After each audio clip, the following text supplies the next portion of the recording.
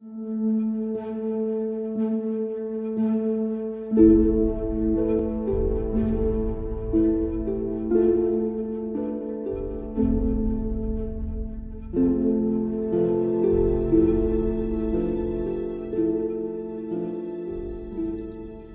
would like to continue my reflections about anger, retrace the cause of anger, starting from cultural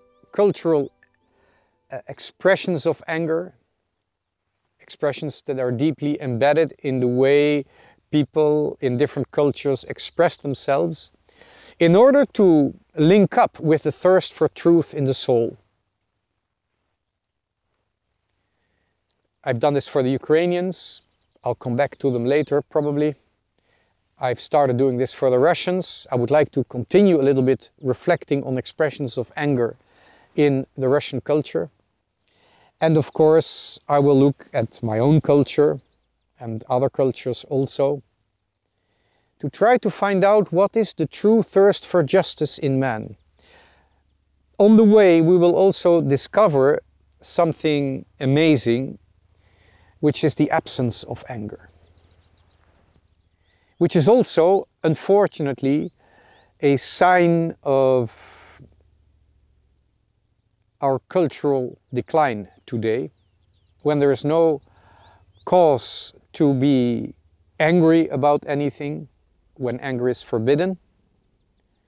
There is no more justice. There's no more reason to form a society, form a culture, try to transcend our human nature. The absence of anger is the beginning of complete chaos.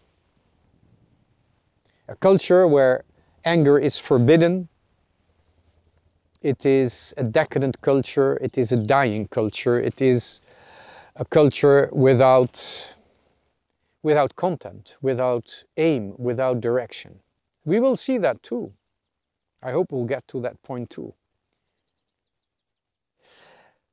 When I've talked about especially the Russian anger, I did get some reactions saying I was being too nice to the Russians. I should consider what the Russians are doing in the Ukraine now, their propaganda, the killing of civilians, the obliteration, the destruction of entire cities. I wasn't talking that much about that. The thing is, it's when I on this path, this unfortunately rarely explored path of studying expressions of anger in order to find the sense of justice in the soul, it is something that I'm developing and I'm discovering it myself also as I'm reflecting on it, as I'm talking about it. But I have to stress that I'm not looking at all at the violence of war, and not even at the cruelty of moments of this war. You see, violence can be the cause of, and I think usually violence is the cause of fear and self-hate. And cruelty is in fact both fear, self-hate, mixed with cowardice. Cruelty and sadism actually are a sign that the person is deeply disturbed by those three, by fear, by self-hate, fear of the others, hate for oneself, and by cowardice, the incapacity to do something about it. And violence, cruelty, and those vices like fear, self-hate, and cowardice, they're not interesting for this research. this search for the soul, for the deepest thirst of the soul, which exists in every human being. The research of following the anger doesn't use cruelty and violence. Those are of no use. I'm trying to find expressions of anger in the Russian culture, and it's hard to find them because a lot of people are not aware of them. Very often the Russian culture is described as a very passive culture, very obedient to authorities, whereas there are aspects of the Russian culture which actually show a true thirst for justice, to make order in this world, but they have been so much confused with other aspects of the society that it's hard to retrace them. It is very hard for us Westerners. We understand what is dictatorship. We understand what is a tyrannical regime. We understand also, I hope, what is a democracy. I hope we also understand what happens to democracy if there is no more real direction, no more respect for natural law. Democracy can generate into a collective form of egoism, a collective form of loneliness, of egocentrism, a collective form of narcissism, which means vanity has structured a kind of totalitarian system. That's all possible.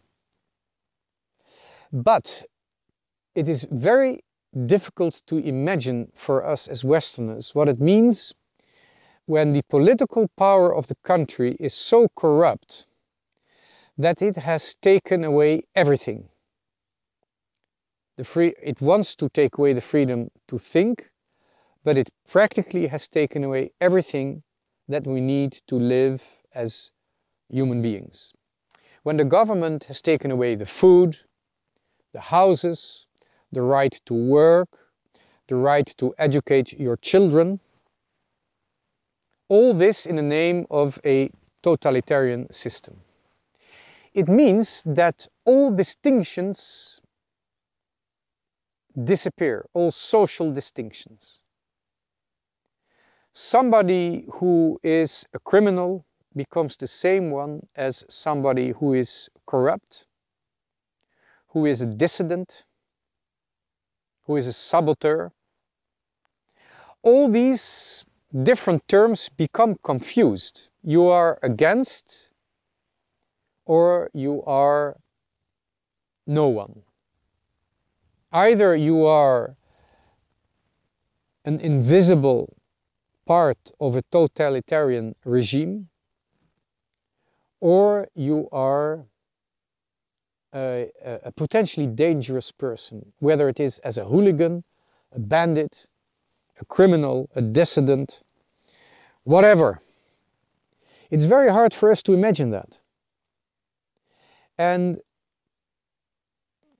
therefore, you have to look at the Russian criminal system and the Russian, well, second society. I don't know how you can call it.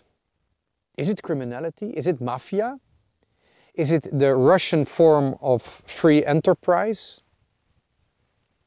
Corruption?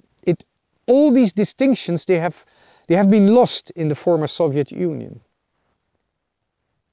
And so everything else has taken, everything else than the state, everything that tries to escape from the power of Lubyanka, that means of the secret services, has established its own culture, its own justice, its own laws.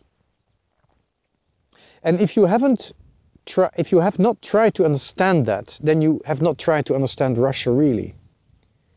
Of course, you can talk about Russian orthodoxy, the Russian soul, Russian writers like Dostoevsky, Russian philosophers like Berdyaev. You can study all that, but you remain at the outside because you don't understand the way simple Russians had to deal, especially in the Soviet Union, but even today, simple Russians have to deal with simple matters, find simple solutions through human contacts. You cannot understand Russians without seeing that.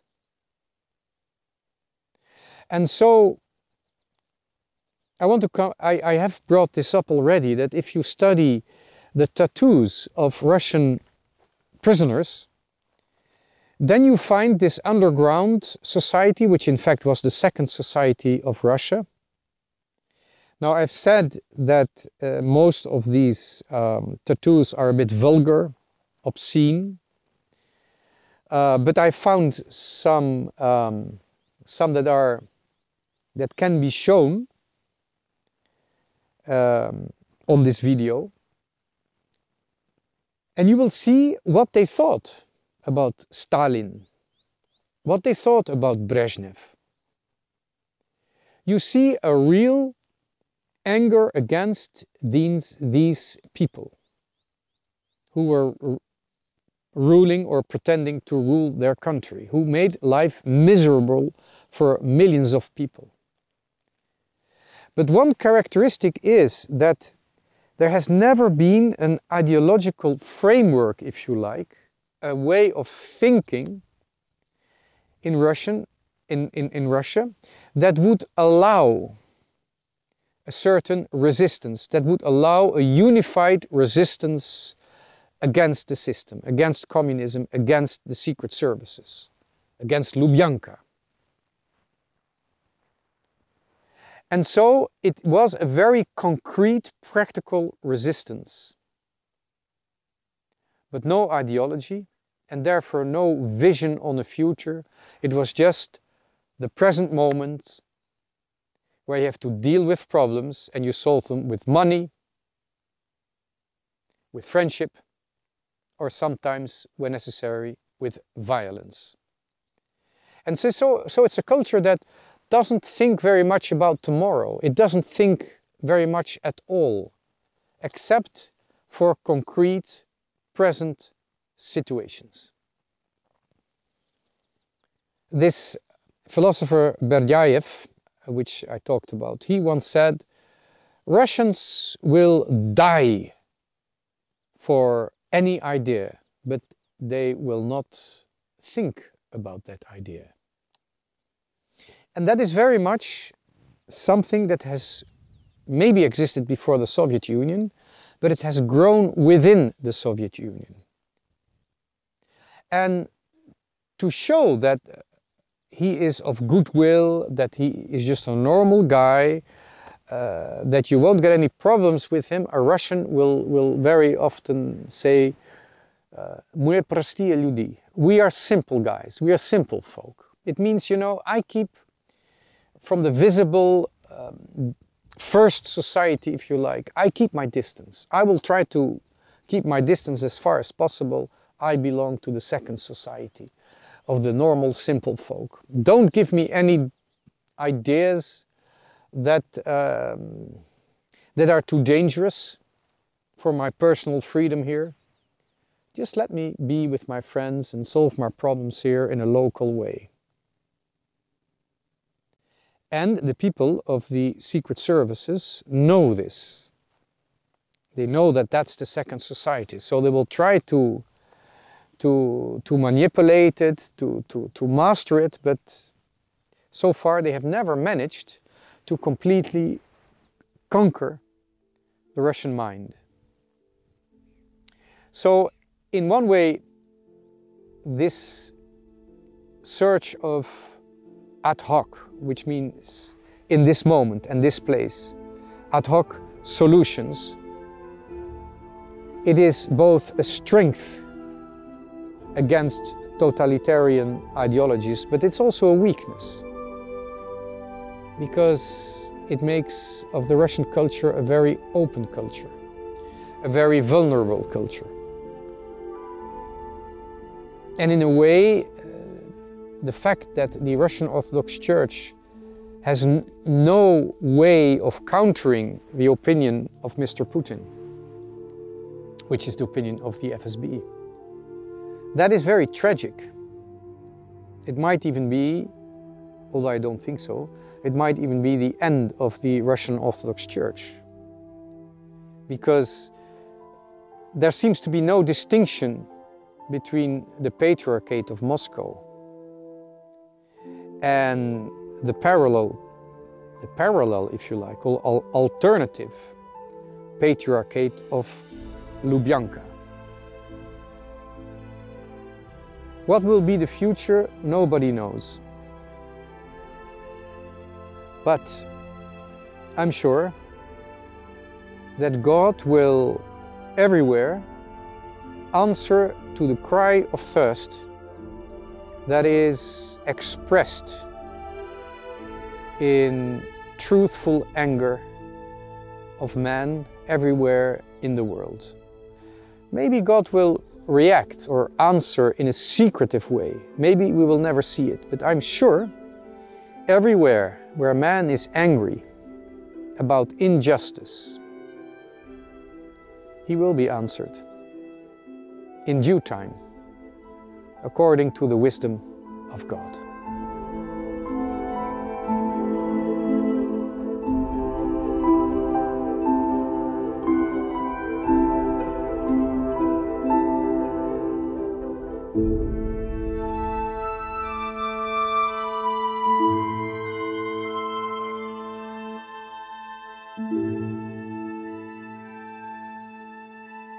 Thank you.